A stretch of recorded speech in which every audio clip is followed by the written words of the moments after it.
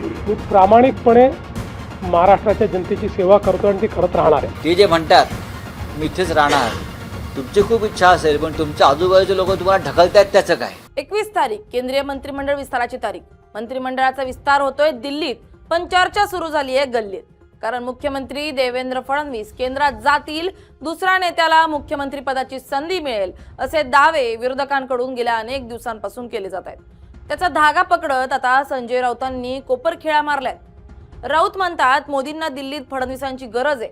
फडणवीसांपेक्षा जास्त क्वालिफाईड माणूस भाजपाकडे शिक्षण मंत्री पदासाठी नाही, त्यामुळे राज्यात फडणवीसांनी आवरावर सुरू केली आहे असाही दावा राऊतांकडून करण्यात येतोय. त्यामुळे आता फडणवीसांचे मुख्यमंत्री पदाचे काही दिवसच उरलेत का, अशा चर्चा सुरू आहेत. नमस्कार, मी स्नेहल चौधरी. आपण पाहत आहात LS मराठी.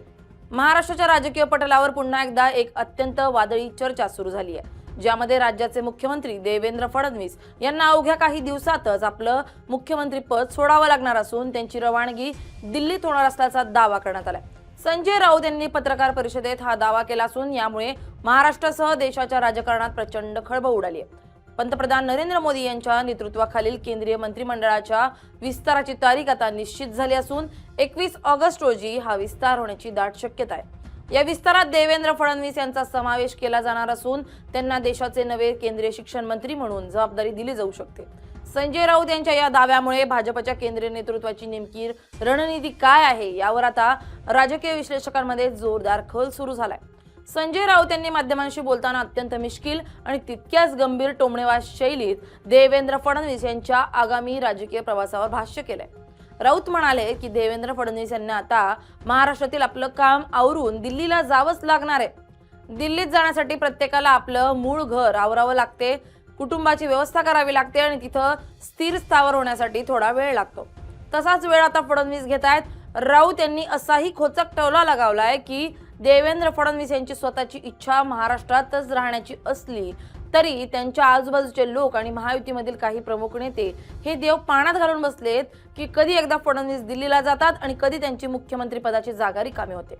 राष्ट्र आता फडणवीस यांना साथ घालतंय आणि दिल्लीतील मोदींचे कॅबिनेट सध्या अत्यंत कमकुवत असल्यानं तिथं फडणवीस यांच्यासारखा कणखर आणि अनुभवी नेत्याची गरज निर्माण झाली आहे, असंही राऊत यांनी नमूद केलंय.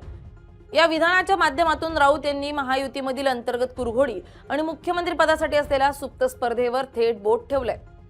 नाही, मला असं वाटतं की ज्याला जे तारे तोडायचे आहेत, ज्याला जे फुगे उडवायचे आहेत, ज्याला जी पतंग उडवायची आहे ती पतंग त्यांना उडवू द्या. मी महाराष्ट्रात आहे. महाराष्ट्राच्या जनतेने आणि माझे नेते नरेंद्र मोदीजी यांनी महाराष्ट्राची जबाबदारी माझ्याकडे दिलेली आहे. मी प्रामाणिकपणे महाराष्ट्राच्या जनतेची सेवा करतो आणि ती करत राहणार आहे. भाजप ते कुटुंबाची व्यवस्था करावी लागते, पण देवेंद्रजींना राष्ट्र साथ घालत आहे. आणि ते जे म्हणतात मी इथेच राहणार, तुमची खूप इच्छा असेल पण तुमच्या आजूबाजूचे लोक तुम्हाला ढकलतात, त्याचं काय? तुमच्या आजूबाजूचे लोक तुम्ही दिल्लीत जावं यासाठी देव पाण्यात घालून बसलेले आहेत. मी चांगल्या भावनेने बोलतो आहे. आमच्या सद्भावना आहेत, आमच्या त्यांच्याविषयी सद्भावना आहेत की महाराष्ट्रातल्या नेत्यांना राष्ट्राचं नेतृत्व करावं, हे आमच्या सद्भावना आहेत. पण जे तुमच्याबरोबर आहेत ते त्यांच्या सद्भावना नाहीत. ते कधी एकदा दिल्लीत जात आहेत आणि कधी एकदा आम्ही बसतो आहे, असे बरेच लोक आहेत. जसे ते देवेंद्रजी प्रधानमंत्र्यांना भेटतात तसे काही लोक अमित शहाना भेटतात जाऊन सारखे. आता त्यांना तुम्ही दिल्लीत घेताय, आता तरी माझं करा. हे मला माहिती आहे, यांच्यापेक्षा दिल्ली मला जास्त माहिती आहे कुठे काय आहे ते. केंद्रीय शिक्षण मंत्री धर्मेंद्र प्रधान यांच्या राजीनाम्याची आणि देशातील नीट परीक्षा घोटाळ्यावरून निर्माण झालेल्या अभूतपूर्व गोंधळाची पार्श्वभूमी याला लाभली आहे. देशभरात आंदोलन सुरू असताना आणि केंद्र सरकारवर विरोधकांकडून सातत्यानं प्रखर टीका होत असताना शिक्षण मंत्रालयाची धुरा सांभाळण्यासाठी एका उच्च शिक्षित, दूरदृष्टी असलेल्या आणि प्रशासकीय पकड मजबूत असलेल्या नेत्याची आवश्यकता पंतप्रधान नरेंद्र मोदी यांना भासतीये. संजय राऊत यांच्या दाव्यानुसार पंतप्रधान मोदी आणि देवेंद्र फडणवीस यांच्यात दिल्लीत झालेल्या एका अत्यंत महत्त्वाच्या बैठकीत या विषयावर सविस्तर चर्चा झाली आहे. मोदींच्या मते देवेंद्र फडणवीस हे देशाचे शिक्षण मंत्री होण्यासाठी सर्वाधिक योग्य आणि गुणवान चेहरा आहेत. त्यामुळेच त्यांना केंद्र सरकारमध्ये मोठी बढती देऊन दिल्लीत बोलावलं जात असल्याच्या चर्चेला उधाण आलंय. देवेंद्र फडणवीस यांनी दिल्लीहून नागपूर आणि मुंबईत परतल्यानंतर या सर्व चर्चा आणि अटीतटींच्या दाव्यांना पूर्णपणे फेटाळून लावले. फडणवीस यांनी माध्यमांसमोर अत्यंत स्पष्ट शब्दात आपली भूमिका मांडताना सांगितलंय की ते महाराष्ट्रातच आहेत आणि यापुढेही महाराष्ट्रातच राहून जनतेची प्रामाणिकपणे सेवा करत राहतील.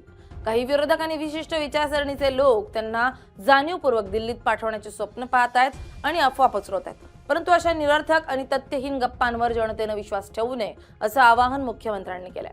त्यांनी स्पष्ट केलंय की त्यांचा दिल्ली दौरा हा केवळ महाराष्ट्रातील विविध प्रलंबित विकास कामांच्या मंजुरीसाठी, केंद्रीय निधी मिळवण्यासाठी आणि पर्यावरण मंत्रालयाच्या परवानग्या मिळवण्यासाठी होता. या दौऱ्यात त्यांनी पंतप्रधान मोदी आणि केंद्रीय पर्यावरण मंत्री भूपेंद्र यादव यांच्याशी केवळ राज्याच्या हिताच्या प्रकल्पांवर सकारात्मक चर्चा केली असून कोणत्याही प्रकारच्या मंत्रिमंडळ विस्ताराबाबत किंवा त्यांच्या दिल्लीतील प्रवेशाबाबत चर्चा झालेली नाही. या राजकारणात केवळ फडणवीस यांच्या दिल्लीवारीचीच चर्चा नाही, तर जर फडणवीस खरोखरच दिल्लीला गेले तर महाराष्ट्राचा आगामी मुख्यमंत्री कोण होणार यावरही तर्कवितर्क लढवले जात आहेत. संजय राऊत यांनी दावा केलाय की फडणवीस केंद्रात गेल्यास महाराष्ट्रात चंद्रशेखर बावनकुळे किंवा अन्य एखादा ज्येष्ठ नेत्याकडे मुख्यमंत्री पदाची सूत्र सोपवली जाऊ शकतात. महायुतीमधील इतर घटक पक्ष जसे की एकनाथ शिंदे आणि अजित पवार यांच्या गटातील काही नेते फडणवीस यांच्या दिल्ली जाण्यानं राज्यातील सत्तेचे समीकरण कसे बदलेल यावर बारीक लक्ष ठेवून राऊत यांनी थेट एकनाथ शिंदेंचं नाव न घेता असा टोला लगावलाय की देवेंद्र फडणवीस जसे पंतप्रधानांना भेटतात तसेच काही लोक केंद्रीय गृहमंत्री अमित शहा यांच्या गाठीभेटी घेऊन त्यांना दिल्लीत घेत असाल तर माझंही काहीतरी पुनर्वसन करा अशी विनवणी करतायत. यावरून महायुतीमधील तिन्ही पक्षांमध्ये आगामी विधानसभा निवडणुकांच्या पार्श्वभूमीवर कमालीची अस्वस्थता, प्रचंड ताणतणाव निर्माण झाल्याचं स्पष्ट दिसतंय. महाराष्ट्राच्या गेल्या काही वर्षातील राजकीय इतिहासाकडे पाहिल्यास देवेंद्र फडणवीस यांच्या मुख्यमंत्री पदाचा काळ हा नेहमीच अत्यंत नाट्यमय घडामोडींनी भरलेला राहिलाय. 2019 मधील पहाटेचा शपथविधी आणि त्यानंतर केवळ 3.5 दिवसात कोसळलेले सरकार, शिवसेनेमध्ये झालेली मोठी फूट, त्यानंतर एकनाथ शिंदे यांच्यासोबत स्थापन केलेले सरकार आणि महायुतीमधील बदललेली समीकरणं या सर्वांमुळे महाराष्ट्राचं राजकारण सातत्यानं अस्थिर राहिलंय.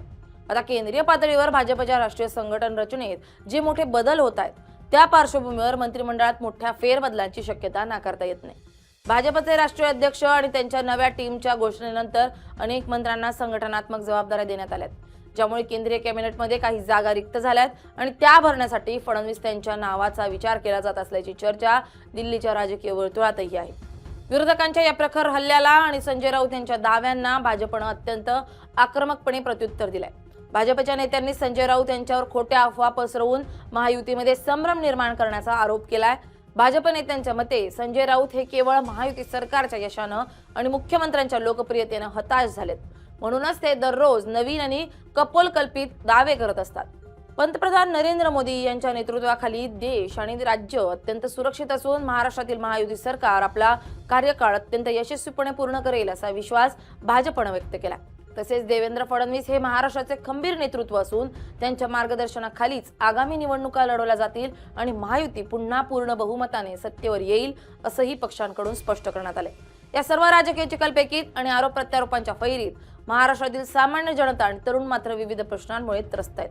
पेपर लीक प्रकरणं, स्पर्धा परीक्षांचा बोजवारा, ग्रामीण भागातील रस्त्यांची झालेली दुरवस्था आणि विविध नागरी समस्यांवरून विरोधकांनी सरकारला घेरलंय. संजय राऊत यांनी याच मुद्द्यांचा आधार घेत सरकारवर तीव्र शब्दात टीका केली असून मुख्यमंत्र्यांचं लक्ष केवळ स्वतःच्या प्रसिद्धीवर आणि बॅनर्सवर केंद्रित असल्याचा आरोप केलाय. अशा परिस्थितीत 21 ऑगस्ट रोजी होणारा केंद्रीय मंत्रिमंडळाचा संभाव्य विस्तार खरोखरच पार पडणार का आणि त्यात देवेंद्र फडणवीस यांच्या भूमिकेबाबत भाजप हायकमांड काय निर्णय घेणार याकडे संपूर्ण देशाचं लक्ष लागले. संजय राऊत यांचा हा दावा केवळ एक राजकीय स्टंट ठरणार की महाराष्ट्राच्या सत्तेत पुन्हा एकदा एखादा मोठा भूकंप येणार हे येणारे काही दिवस स्पष्ट करू शकतील. Bureau report, LS Marathi.